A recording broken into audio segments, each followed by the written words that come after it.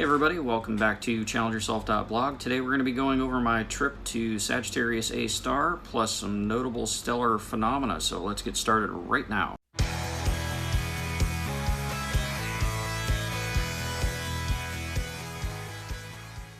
So in this video I want to cover two different things. One, there's a bunch of phenomena, there's kind of cool stuff that takes place in the center of the galaxy.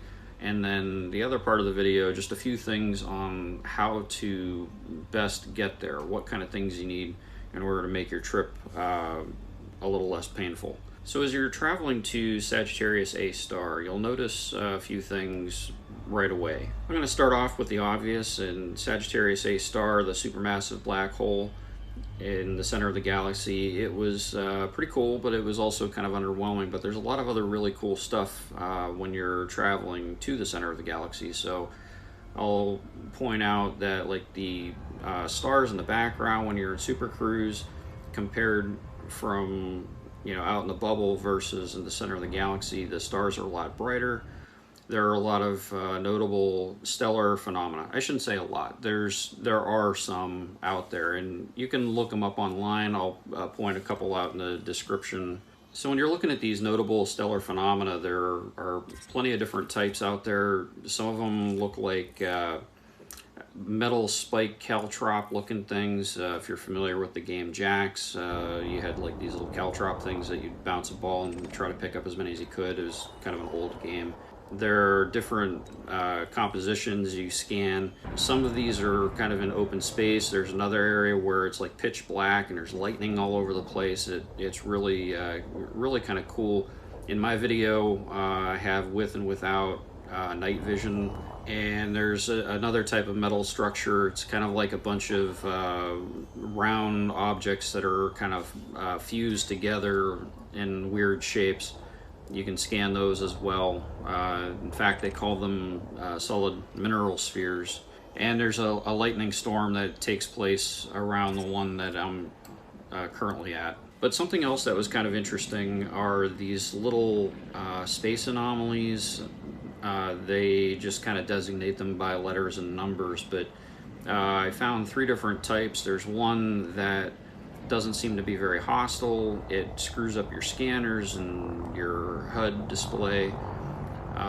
If you bump into it, it drains your shields, but it doesn't seem to be overly aggressive. In fact, it kind of like moves away from you. There was another type of anomaly where it was giving off this weird glowy red aura, and when I got too close to it, it started to heat up the ship. It was taking some damage, so I had to flee. It didn't seem overly aggressive, but it also didn't seem to go away either, like when I approached it. It just kind of like, it was almost like a defense mechanism. There was this other type of anomaly that had these little red tendrils that would come out of it and attach to the ship, and I would start taking hull damage, but it didn't actually affect the shields. So that was kind of an interesting take, and if I remember right, it was kind of hostile. It kind of followed me around. I had to like flee, to get away from it. Something else that I also stumbled upon was a black hole. I thought that was pretty cool. It was a little bit different than the supermassive black hole in the center of the galaxy, but it was pretty cool to see how the lensing effect. So what you're going to need for this trip, you're going to need a fuel scoop, the auto field maintenance unit.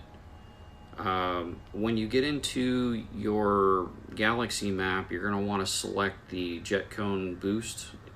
That will help shorten your trip, and you're definitely going to want to have a lot of time and patience, because doing this exploration run is going to take you quite a while. It took me days. So in doing this exploration run, what I found was I was able to rack up about 50 million credits just going from Sol to Sagittarius A star. I stopped every now and then. I would scan the systems. I found a few water worlds which were terraformable.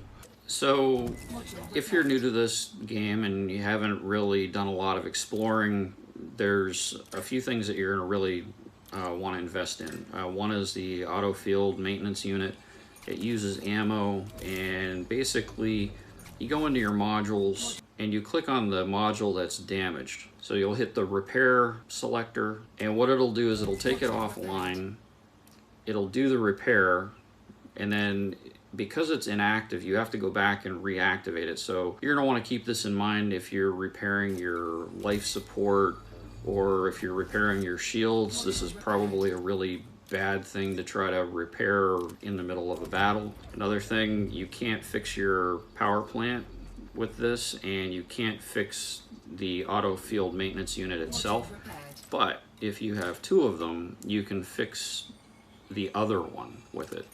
Power plant still is a no-go. You can fix pretty much everything else except for a breached canopy. If your canopy is breached, you're screwed. If your canopy is just damaged lightly, you can fix that. So keep that in mind. Breached canopy, no-go. Why is this important to have the maintenance unit? When you're flying through the black and you run into a neutron star, this will give you the ability to jump, I don't know, it's like 3 or 4 times your normal jump distance. But in doing so, there's a risk that you're going to damage your frameshift drive in using it.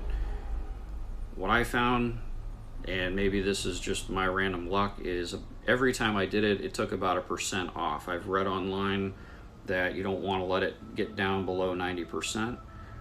I got into the upper 80s once because I wasn't paying attention. It was late at night.